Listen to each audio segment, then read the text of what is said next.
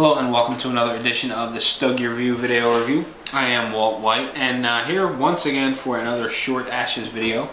And up for review this week is something I haven't had for a little while now, and I sort of picked it up out of frustration. I'll get to that in just a minute, but it is the Fuente Opus X, and the little sticker you see on the side just says February of '07. Now the sticker tells me that I got this from Matt, who is a member of the Stogie Review fan forums, and I think he labels all of his cigars this way. So I mentioned that I chose this cigar out of frustration. Well, so I'm going away this weekend. My wife and I are going down to Wildwood Crest and making a weekend trip out of it. So I need to get some stuff together for this weekend so that I have material while I'm away. Sort of, you know, I don't know, work ahead and get things taken care of so that I can leave for the weekend and not have to worry about producing any content. So I did my Friday review a couple of days ago to get that out of the way. I still need to edit it and whatnot, but I needed to do a short ashes review. And I've been struggling with this for a little while now because I seem to have a lot of the same cigar, and it's cigars that I've done short ashes reviews of already.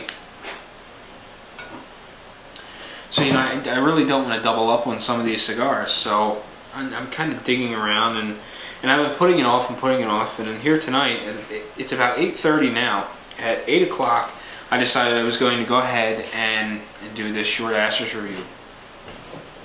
So I start digging around in my cooler, and it's kind of like when you find the baseball cards from when you were a kid. You know, all of a sudden you stumble into something that you forgot you had, and you're looking at this, and then you find something else, and you're doing more reminiscing and looking at all the different things you have, whether it be baseball cards, cigars, or whatnot, and you lose track of time. Well, it's 8:30 now, and I've got plans to watch The Ultimate Fighter at 10 o'clock.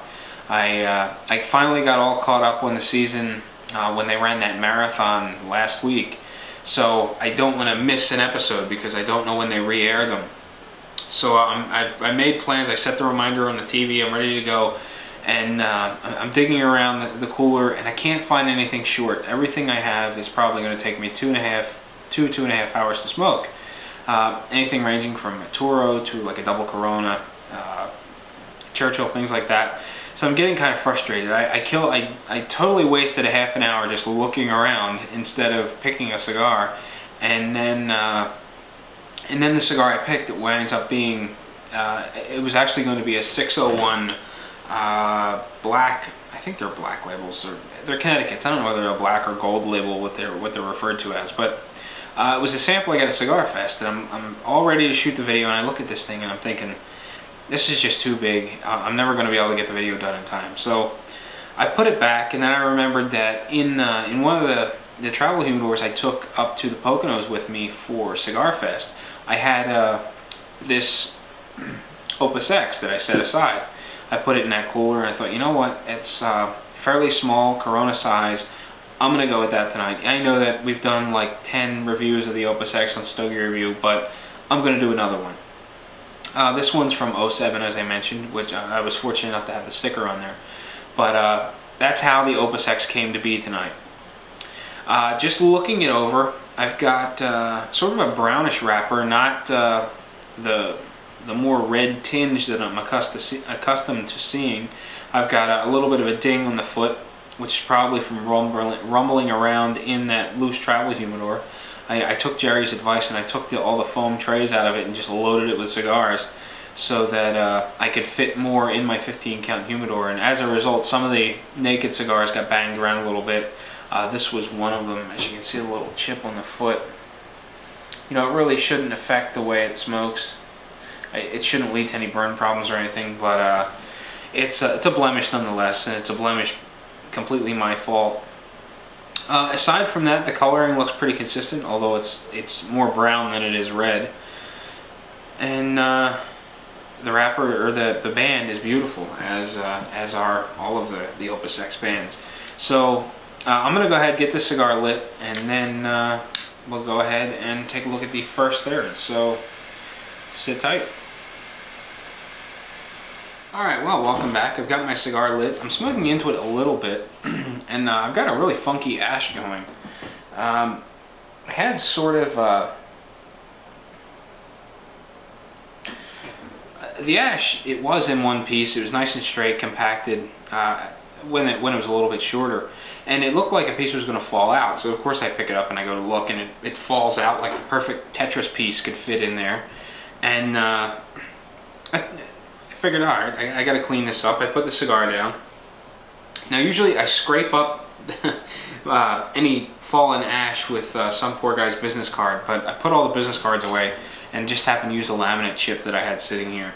And you know, I scrape it into the palm of my hand, and I figured I'd play with it a little bit. Sometimes the ash is really crunchy. It's got sometimes it has a sort of a sandy texture to it.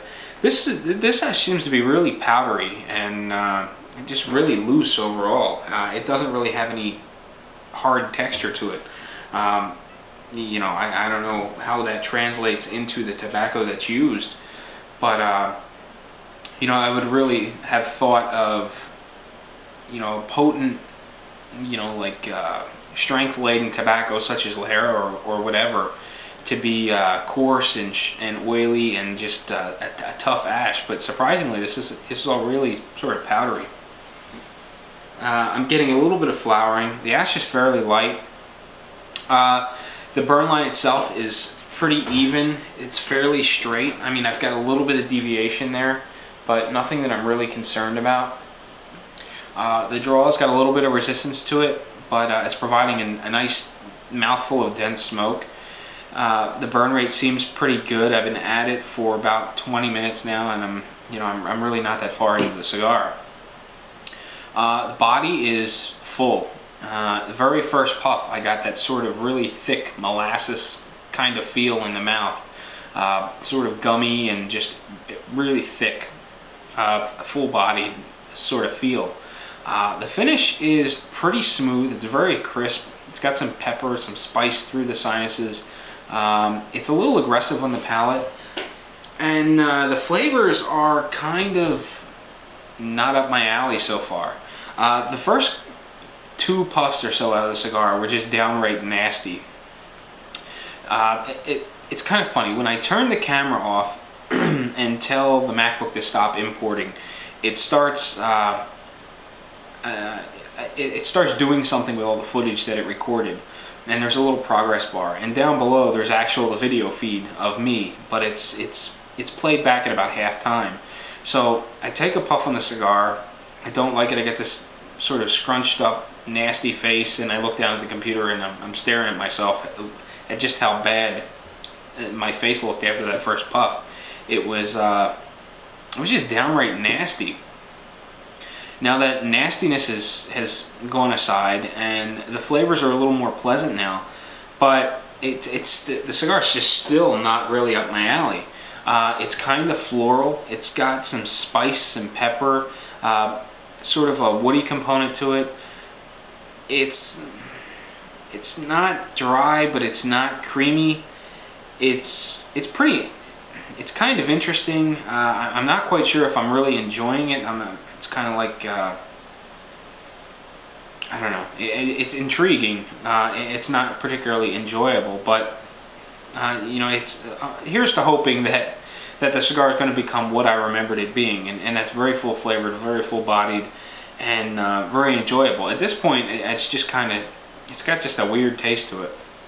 I don't know whether my taste has developed over time or what the case may be. I haven't had one of these in quite some time.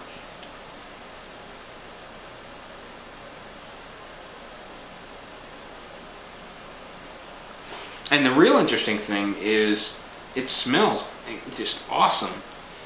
It's got a very aromatic room aroma to it. They're very fragrant, very nice. I mean, I can't get over how good this cigar smells. But all that aroma and just pleasantness in the room aroma isn't translating into flavor across the palate. which is kind of interesting and kind of strange at the same time. But all in all, it's, I don't know, I've got to get through this a little bit more so that I can get my mind straight and force and develop some sort of opinion, because as of right now I'm just kind of confused at the flavors that I'm getting out of the cigar and how different it is from what I remember. So sit tight, I'll be right back. Alright, well, I'm a little over halfway through my Fuente Opus X. I'm not sure what the Vitola is. I probably should have looked that up off camera. But anyway, like usual, on Twitter, there's a bunch of us. If you're not familiar with Twitter, there are just a bunch of us. Jerry, Brian, myself, and just a mess of other bloggers on there that all talk cigars throughout the course of the day. And generally we make comments about what we're smoking, and then sort of part of the way through it, we mention how it's going, and I mentioned I was smoking the Opus X and that I wasn't quite enjoying it, and I got a response back from Tony Riccardi. He used to run the Monte Cristo room in New York. He's got a website called leafandgrape.com. It's a wine and cigar review blog. It's fairly new, and Tony's been doing a fantastic job there. Very informal, very impressive stuff so far. If you haven't checked out his website, I'd recommend you do so if you haven't seen it already. But so Tony asked me what Vitola I'm smoking and what I don't like about it. And I'd mentioned that it's probably Corona, maybe a 42 by 4.5, you know, just guessing off the top of my head. And I mentioned that it's very flavorful, but the flavors seem to be coming from every direction. There just isn't really any harmony in the flavors. It's not what I would consider refined. And so we get to talking a little bit, and he says that some of the thinner ring gauge Opus X, he finds them to be sort of disjointed or a little schizophrenic because of the unique wrapper leaf on them. And I think it's probably a very good way of describing the cigar, in that it does seem very disjointed. There's flavors coming in from every direction, and there really seems to be no refinement, no harmony. It's just sort of boggled, and it's a barrage of flavors. It's still very full-bodied. It's got a feel across the palate that's, I don't know, it's not dry, but it's not real creamy. It's sort of middle of the road. It's a little aggressive on the palate. You get that sort of tired out feeling fairly quickly. And what I mean by that is, if you've ever had too many cigars in the course of a day, at the end of the night, your mouth just feels tired, worn out, like an old catcher's mitt or something like that. When I say a cigar is a little rough on the palate or aggressive, I mean that feeling that you get seems to come on much faster as a result of this cigar. Like this one may be 2 of something much smoother and much more refined, or 3 or 4, or whatever the case may be. And I get that tired, sort of worn out feel in the palate when I say a cigar is aggressive. Through the sinuses, it's got a little bit of pepper, a little bit of spice. The barrage of flavor is still more or less the same as it was before. There's some wood in there. There's some floral tones, a little bit of pepper, a little bit of spice, some woody flavors, and again, they just seem to be coming from every direction. There is no harmony in it, in how it smokes. It just seems to be all over the place. In regard to the burn rate, it's still doing pretty well. I've actually been smoking this for a little over an hour now, and that funky ash that I had, that flowering and crumbling, seems to have gone away. I've ashed it twice since then, and I'm getting a nice tightly conformed, compacted ash, and it's still smoking well in the sense that I'm getting a good mouthful of dense smoke with each puff. There's a little bit of resistance there, but it's still providing me with plenty of smoke. And again, it's very flavorful smoke. It's just sort of a barrage of those flavors. So there you have it for the second third. I'll come back one more time. We'll take a look at the final third, wrap up my Opus X, and I'll let you be on your way. And in the meantime, I'll see if I can look up and see exactly what this Vitola is. Alright, well, it's about time to wrap up my Fuente Opus X. From the little bit of looking I did, it looks to be a Perfection number 4, which is 43 ring by about 5 1/8 inches long. And you know, it's been very consistent, so I don't want to bore you with more of the same where I think it's a barrage of flavors and there really isn't any sort of harmony going on. Body's more or less the same, smoke rate, smoke volume, smoke density, all that stuff is more or less the same. There hasn't been really any change. It's been a very consistent cigar front to back.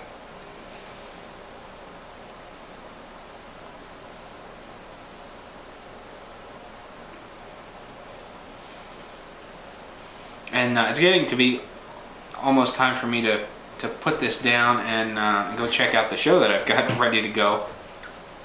So let's get right into sort of an overview. You know, I guess the best question is, you know, would I buy this and smoke this again? You know, if all of the thinner ring gauge Opus X are going to be like this, I'd probably go for something a little thicker. I've had a handful of Opus X in the past, and for the most part I've really enjoyed them. This is the first one I've ever had that really sort of caught me off guard and just didn't seem as good as I remembered it being. Now the last one I had was, I don't even know how long ago it was, probably a year if not more, and I think it was one of the thicker rings. I've had a couple of the Perfection number 4s, and the reason I buy them is just because for one, they're usually less expensive, and two, because I tend to like smaller cigars that don't take quite so long to smoke. And you know, this one really kind of surprised me. As far as, you know, the MSRP on these, you know, I really don't remember what they are. I think the last time I got Perfection number 4s, they were about $9 a piece, and I think that's a decent price to pay for a limited production cigar.